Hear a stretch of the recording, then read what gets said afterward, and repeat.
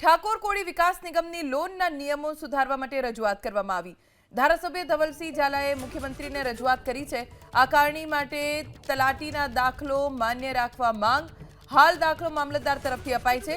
સમાજના પછાત લોકો પાસે પ્રોપર્ટી કાર્ડ નથી। સમાજના થોડા જ લોકો લોનનો લાભ લઈ શક્યા હોવાનું ધવલસિંહ ઝાલાએ કહ્યું। લોન માટેના નિયમોમાં તાત્કાલિક સુધારો કરવા તેમણે માંગ કરી। નિગમનું પોર્ટલ ફરીથી શરૂ કરી ફોર્મ ભરવાની તક આપવા માંગ કરી। વંચિત લાભાર્થીને લોન માટે ફોર્મ ભરવાની તક આપવામાં આવે તેવી માંગ ધવલસિંહ ઝાલાએ કરી છે।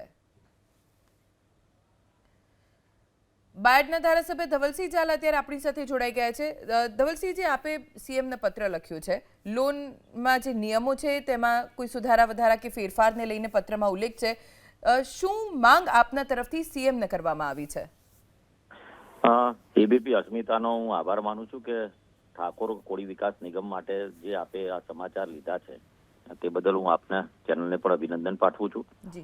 સાથે માન્ય મુખ્યમંત્રી શ્રી ભૂપેન્દ્રભાઈ પટેલ સાહેબ જ્યારથી આવ્યા એ પછી વારંવાર ઠાકોર અને કોળી વિકાસ નિગમની અંદર લોનમાં વધારો થતો આવ્યો છે।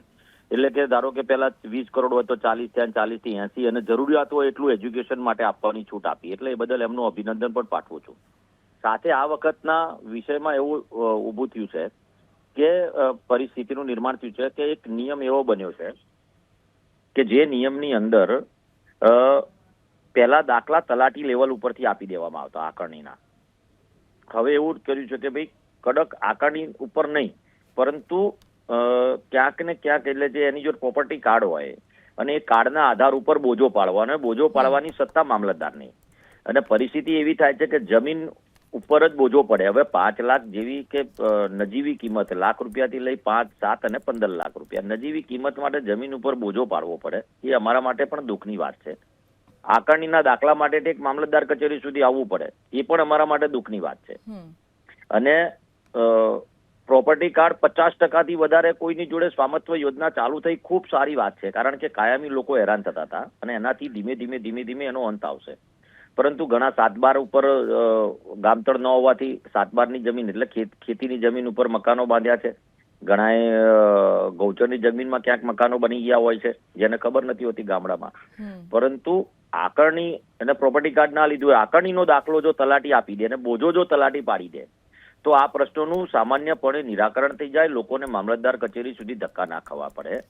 કોળી ઠાકોર વિકાસ અને આ સમાજ ખૂબ ગરીબ સમાજ છે અને આમના નાના વ્યક્તિઓને મામલતદાર કચેરી જતી વખતે 100-200 રૂપિયાના ભાડાના પૈસા પણ નથી હોતા, એવી પરિસ્થિતિમાં જીવાવાળો વર્ગ છે। એટલે જો આ નિયમમાં સુધારો નહીં થાય તો આ વખતે 48,000 જેટલા ફોર્મ ભરાયા છે, એમાંથી હું માનું છું ત્યાં સુધી માત્ર ને માત્ર 8-10 હજાર લોકો જ આનો લાભ લઈ શકશે, એવી પરિસ્થિતિનું નિર્માણ થઈ શકે તેવી ચોક્કસથી મને દેખાઈ રહ્યું છે। ને એના માટે જ મેં માન્ય સીએમસીને રજૂઆત પણ કરી છે અને હું ફરીથી સોમવાર મંગળવારે મળવાનો છું સાહેબને। જી ધવલસિંહજી, આભાર એબીપી અસ્મિતા સાથે વાત કરવા માટે।